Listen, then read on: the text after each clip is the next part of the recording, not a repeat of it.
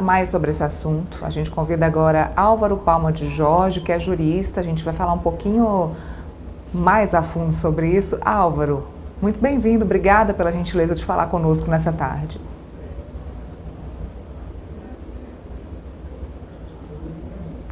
Álvaro, vamos começar pelo começo, pelo início mesmo. Muita gente não deve estar entendendo de onde surgiu essa decisão do nada do ministro Gilmar Mendes. O Supremo Tribunal Federal, ele atua no momento que ele é provocado. O ministro Gilmar Mendes, ele respondeu a uma ação do Partido Solidariedade, acabou respondendo a essa ação com essa decisão monocrática, uma decisão liminar monocrática, e a partir de agora, com essa decisão, qual é o rito dela dentro do Supremo Tribunal Federal? Qual é o prazo que os ministros têm? Como é que funciona dentro do próprio Supremo Tribunal Federal a partir da decisão monocrática do ministro Gilmar Mendes? Olá, Neila.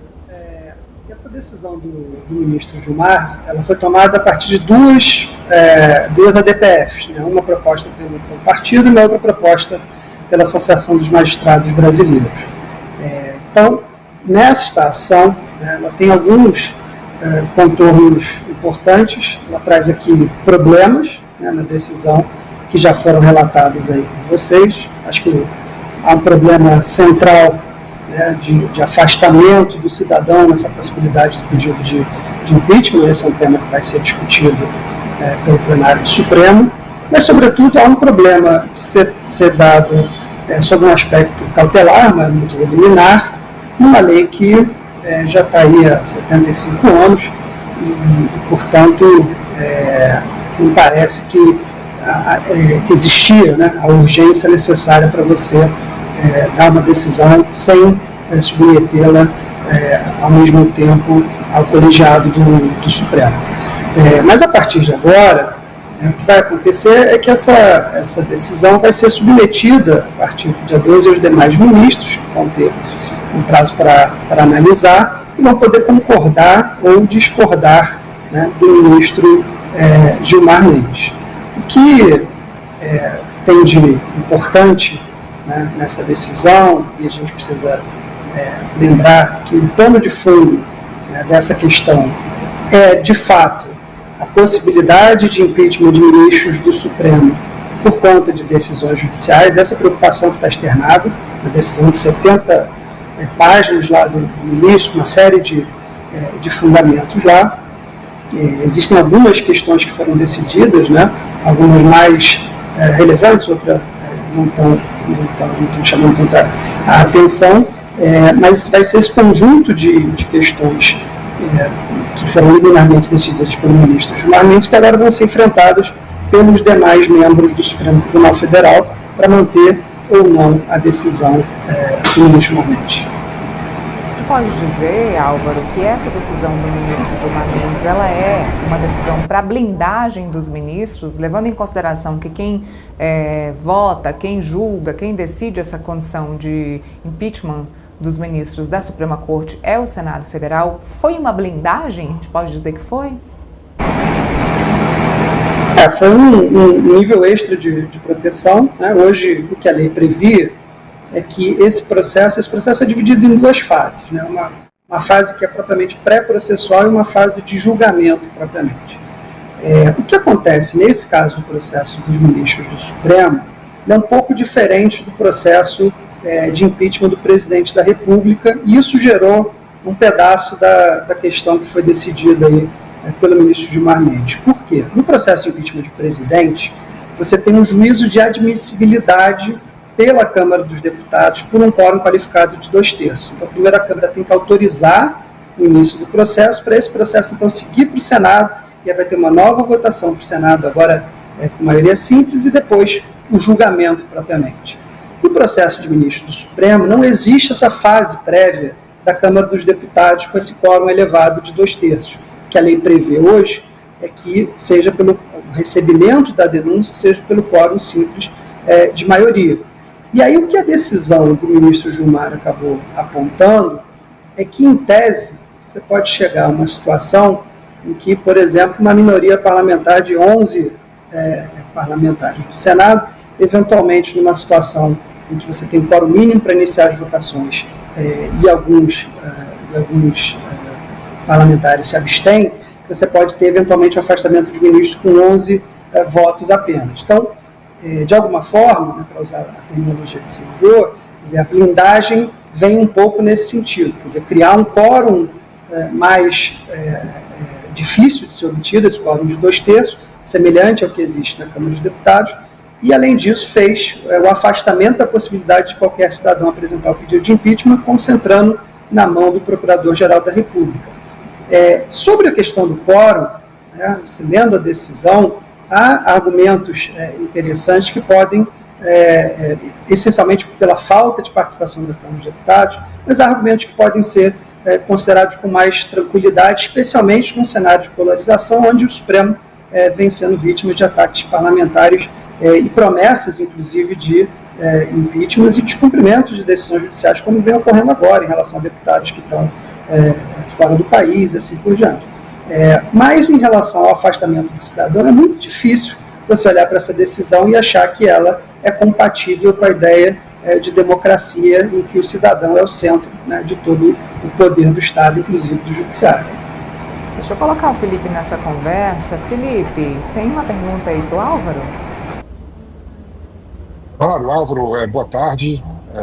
Prazer estar contigo conversando sobre esse tema de suma importância, né, que tomou conta do noticiário recente no Brasil.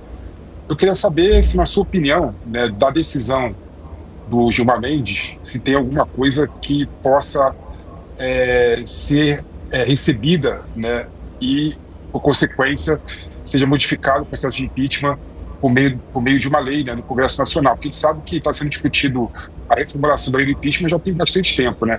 Você acha que desse contexto todo aí, relacionado com a decisão do Gilmar Mendes, tem algo que pode ser aproveitável para a mudança da lei?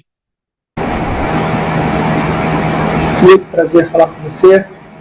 Eu acho que tem 3 questões nessa decisão, né? Você tem problemas que você apontou, por exemplo, de afastar o cidadão, você tem problema de ser uma decisão monocrática, né? Você tem um contexto, que é o contexto que a gente já descreveu aqui, de parlamentares ameaçando o ministro do Supremo por discordância das decisões, o que é um problema, de fato, para a separação de poderes.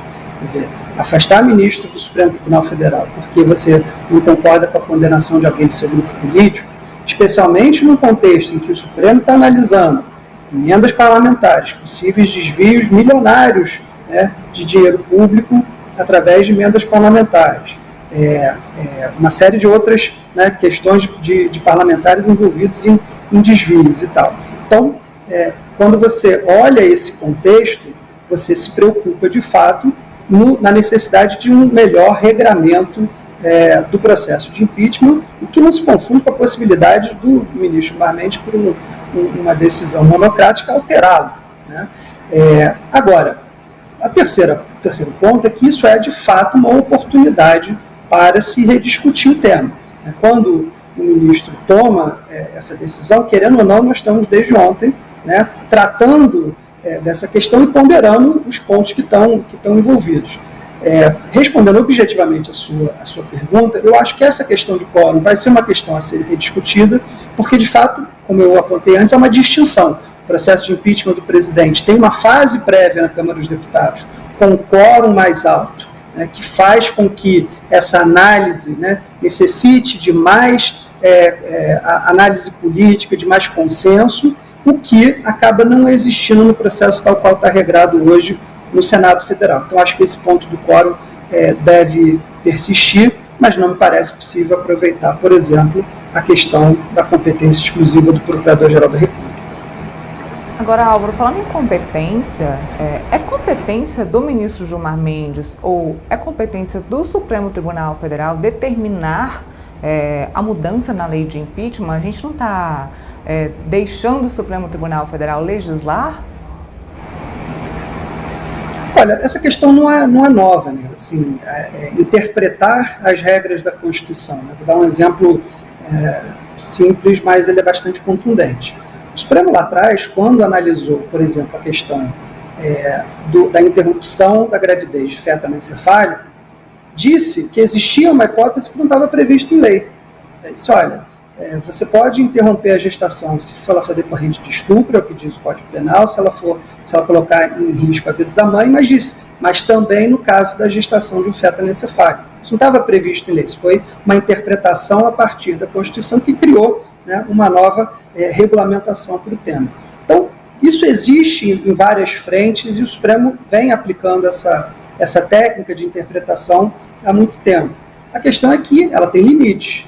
E aqui, um dos limites que vem sendo apontados pelo Legislativo é que tem um problema de separação de poderes, mas que também é o fundamento do ministro Gilmar. Ele diz, olha, os juízes, para julgarem, não podem julgar com uma espada na cabeça, achando que se der uma decisão que politicamente o parlamento rejeitar, eles vão perder o cargo. Isso é uma questão a ser discutida, é uma questão importante de ser discutida. Então, a técnica de interpretação não é inédita, né, mas ela tem levado, vai levar, mais uma vez, a boas discussões. A discussão sobre decisões monocráticas, né, que avançou ontem, esse é um problema do Supremo há muito tempo, a percepção de que o Supremo funciona por pequenas ilhas que são, né, de decisão desse ou daquele ministro, quer dizer, voltar a privilegiar a colegialidade, acho que pode ser um bom fruto ou um subproduto dessa decisão, e acho que a rediscussão num regramento mais adequado para o processo de impeachment de ministro também pode ser um subproduto dessa decisão. Muito bem, Álvaro, te agradeço muito pelo nosso bate-papo, pelos esclarecimentos para mim, para o Felipe e para quem está nos assistindo. Obrigada pela gentileza. Prazer estar com vocês, até a próxima.